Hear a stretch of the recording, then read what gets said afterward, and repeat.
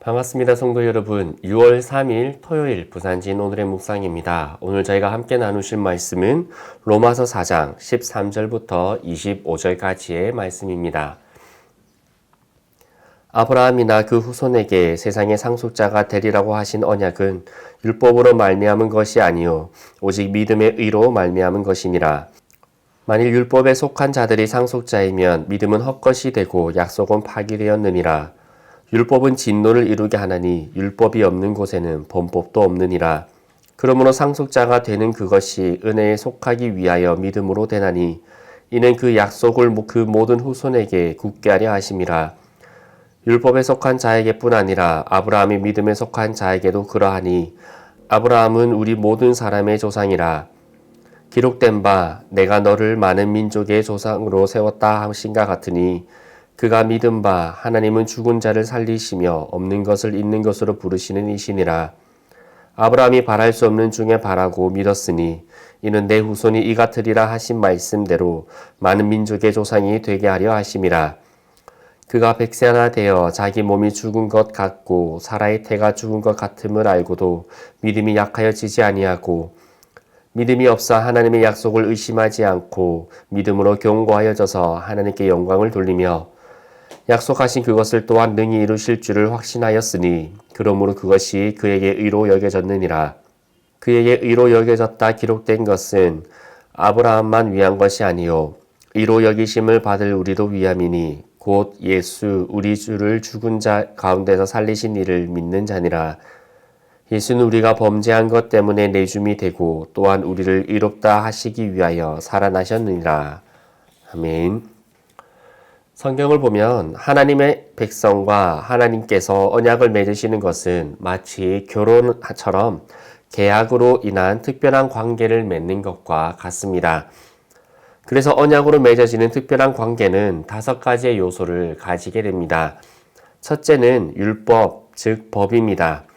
서로에게 지켜야 하는 법과 질서처럼 하나님의 백성들을 향한 하나님의 뜻이 있는 것입니다. 둘째는 할례입니다. 할례는 언약 백성들의 외적인 증표입니다. 결혼을 하고 나서 신랑과 신부가 반지를 껴서 서로에게 속해 있음을 다른 사람에게 알게 하듯이 하나님의 백성이 가지는 징표입니다. 셋째는 의무입니다. 하나님께서는 하나님의 백성들을 사랑하고 지켜주시며 하나님의 백성들은 하나님을 사랑하고 이웃을 사랑하는 삶을 살아가야 하는 것입니다. 그리고 넷째는 약속입니다. 하나님께서는 신실하심으로 하나님의 백성들을 향하여 그것들을 이행하여 주시고 하나님의 백성들은 하나님의 편에서 모든 삶을 살기로 서로 약속을 하는 것입니다. 마지막 5째는 믿음입니다. 하나님께서 약속을 통해 먼저 사랑해 주심을 사람을 믿고 응답하는 것입니다. 이처럼 하나님과 이스라엘 백성의 언약은 율법, 할례, 의무, 약속, 믿음으로 이루어집니다. 그래서 언약은 단순한 말이 아니라 하나님과 이스라엘 백성들의 평생에 이루어지는 관계 속에서 완성되어져 가는 것입니다. 하지만 우리도 알고 있듯이 구약 시대에는 이 언약의 관계가 완성되지 못했습니다. 왜냐하면 로마서 3장 23절의 말씀과 같이 모든 사람이 죄를 범하였음에 하나님의 영광에 이르지 못하였기 때문입니다. 모든 사람이 다 죄인입니다. 아무도 예외가 없습니다. 따라서 누구든 예수님의 구원이 아니면 의롭게 될 수 없는 것입니다. 그런데 예수님이 오시기 전에 살았던 아브라함, 우상 숭배자였던 우상을 깎아 만들던 아브라함은 믿음의 사람으로 의롭다 하심을 얻었습니다. 그렇다면 아브라함이 어떻게 믿음의 조상이 될 수 있었는지를 살펴보기를 원합니다. 첫째로 율법이 아니라 믿음의 원리로 아브라함은 믿음의 조상이 되었습니다. 하나님께서 아브라함과 맺은 언약을 율법이 아니라 믿음의 의로 이루셨습니다. 예수 그리스도를 믿는 믿음에서 우리의 공로가 아무것도 없듯이 하나님의 언약을 믿었던 아브라함 역시 아무 공로가 없었습니다. 그저 그 약속을 믿었을 뿐입니다. 율법은 우리가 그 율법을 다 지킬 수 없다는 것만 알게 하고 우리의 죄를 알려주며 그 죄로 인한 죽음을 선고할 뿐입니다. 율법을 통해 구원을 얻는 길이 주어졌다면 언약은 이루어질 수 없었습니다.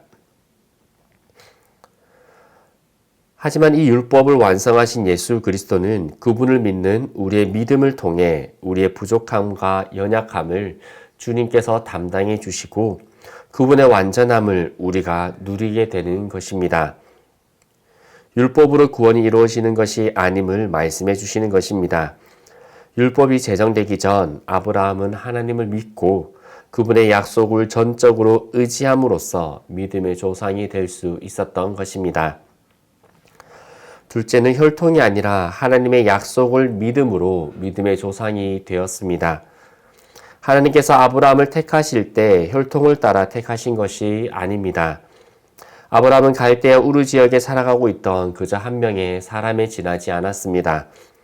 그런 아브라함을 하나님께서 선택하시고 부르셔서 언약을 맺으시고 복의 근원이 되고 언약의 상속자가 되게 하셨던 것입니다. 그래서 아브라함을 혈통적인 유대인만이 아니라 그의 믿음을 따르는 모든 믿는 자들의 조상이라고 우리는 말씀할 수 있는 것입니다. 그가 은혜와 믿음으로 언약의 상속자가 되었듯이 오늘 우리가 하나님의 백성이 되는 길도 이 은혜와 믿음을 통한 길뿐입니다. 아브라함이 믿은 하나님은 우리도 믿는 창조와 부활의 하나님이십니다. 아브라함은 하나님의 창조의 능력으로 사라의 부림의 태에서 생명이 태어난다고 믿었고 제단에 바쳐 죽인 이삭도 살리실 수 있다라고 믿었습니다. 하나님으로부터 의롭다함을 얻은 아브라함의 믿음은 교리에 대한 지적 동의, 하나님의 그 믿음에 대한 지적인 동의에 그치지 않았습니다. 아브라함의 믿음은 인간적 가능성이 완전히 사라진 그 자리에서 약속하신 하나님을 의지하는 믿음이었고 그렇게 살아있고 행동하는 믿음이었습니다. 세 번째로 그렇기에 아브라함만이 아니라 우리도 믿음으로 의롭다함을 얻게 되는 것입니다. 오늘 우리가 새 언약의 백성으로 의롭다함을 얻게 하는 믿음은 아브라함이 가졌던 창조와 부활의 하나님에 대한 믿음과 같습니다. 이 믿음은 하나님께서 예수 그리스도를 죽은 자 가운데서 살리신 분임을 믿는 믿음이며 우리도 그 부활과 창조의 능력을 믿고 그리스도의 십자가의 삶에 동참하는 믿음입니다. 이 믿음으로 우리도 아브라함이 받은 그 의에 참여하고 아브라함과 맺으시고 성취하신 그 언약의 상속자가 될 수 있는 것입니다. 하나님께서 율법을 주셨지만 율법을 통해 구원을 얻는 길을 주셨다면 언약은 이루어질 수 없었을 것입니다.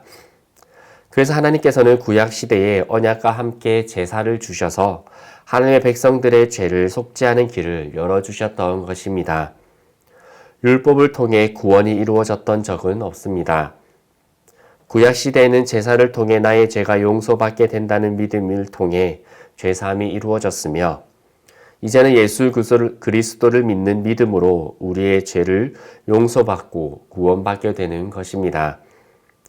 믿음으로만 믿음이 생길 수 있습니다. 이 믿음은 예수 그리스도의 믿음이며 또한 그 믿음에 화합하는 우리의 믿음입니다. 이 믿음은 창조주 하나님을 향한 믿음이며 죽음 앞에서도 절망하지 않는 생명에 대한 믿음입니다. 오늘 하루 하나님에 대해 전적으로 믿으시고 아브라함의 믿음을 상속하는 복의 근원이 되시기를 소망합니다. 함께 기도드리겠습니다. 지금도 사람의 중심을 보시고 우리의 믿음을 요구하시는 아버지 하나님, 오늘 우리의 삶이 믿음의 삶이 되어지기를 소망합니다.